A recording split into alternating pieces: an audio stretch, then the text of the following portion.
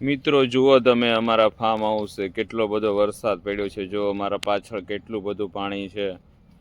તો મિત્રો જોરદાર જબરજસ્ત વરસાદ પડી રહ્યો છે અહીંયા, કમોસમી વરસાદ। આમ એક હાથ તરે બેહી ગયો છે અહીંયા, બોલો। અને આમ ઝીંડવા એટલા બધા છે ને કે ભાઈ વણ આખું ઢળી ગયું છે, નીચે આમ કૂઈ ગયું એવું લાગે। તમે મારી પછાડી જુઓ તમે મિત્રો। તો આ કમોસમી વરસાદના હિસાબે ખેડૂત મિત્રોને બહુ બધું નુકસાન છે મારા વાલીડા, કારણ કે જમીનમાં નીચે પાણી ભરેલું છે અને એમાં પાછું મણ ઢળી ગયું છે। જુઓ તમે અહીંયા કેમ આમ પાણી ભરાઈને જાય છે અને કેમ જુઓ નીચે વણ ઢળી ગયું છે ને આમ જુઓ તમે। તો આવી રીતે છે મિત્રો આ બધું।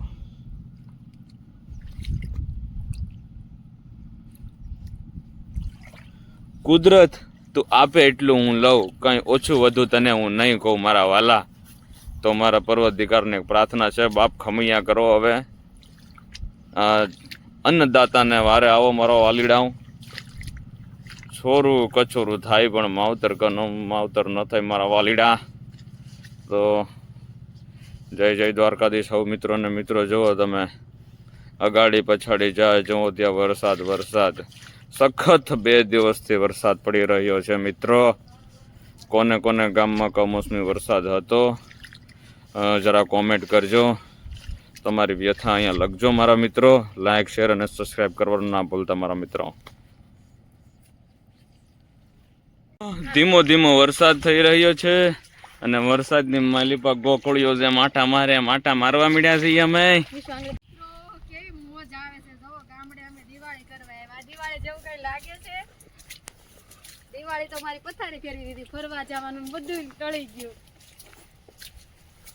કેવી મોજ આવે છે, આ ગારામાં ચપચપિયા થાય છે, ઈ પાણી ઉડે છે, વાહ વાહ લાલુ વિથ બ્લોગ ની મોજ મજા। તો મિત્રો you can see heavy rain on my farm house। આ મારી ફાર્મ હાઉસ ની મોજ જોવો મિત્રો, ચોમાસામાં આવી તકલીફ પડે છે।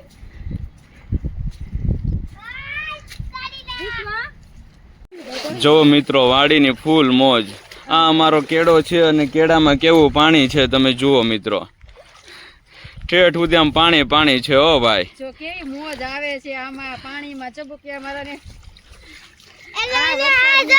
મારા મમ્મી દીકરાની મોજ જોવો તમે મિત્રો, કેવી મજા આવે છે। પપ્પા કેવી મજા પડે છે આમાં, કે તો વિશ્વ કેવું લાગે છે? હાલો દોસ્તો, બહુ મજા આવે છે અમને આ દિવસ, કેવી મજા આવે છે વિશ્વ અહીંયા ગામડે, કેવી મજા આવે છે? આ દિવાળી કરવા આવ્યા કે ચોમાસું કરવા? શું લાગે છે વિશ્વ? આ શું મજા આવે છે? પપ્પાને તો કે, દોસ્તોને તો કે કેવી મજા પડે છે અમારા ગામડે? ચાલો કે અમારા ફાર્મ હાઉસ છે, કેવી મોજ મજા પડે છે। ડિસ્કો કરો મિત્રો। તો ગામડે ભાઈ છાશ વધારવાની છે તો બાઈએ એ કામ કર્યું છે। જુઓ દેશી માખણ, એમાં કાંઈ ઘટે નહીં।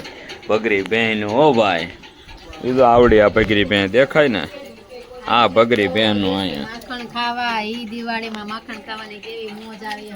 ઈ આ ભગરી બહેન, હો ભાઈ, માખણ મરચું ને મીઠું ખાવાની મોજ પડી જાય। જો આ માખણ ખાધું હોય તો બાકી આનું ઘી બને મસ્ત મિત્રો। ચાલો દેશી માખણ ખાવા।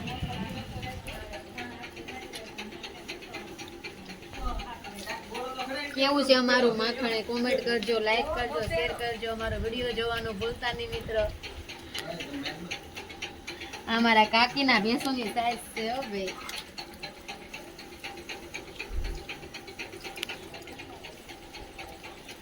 કેવું માખણ છે બોલો મિત્રો?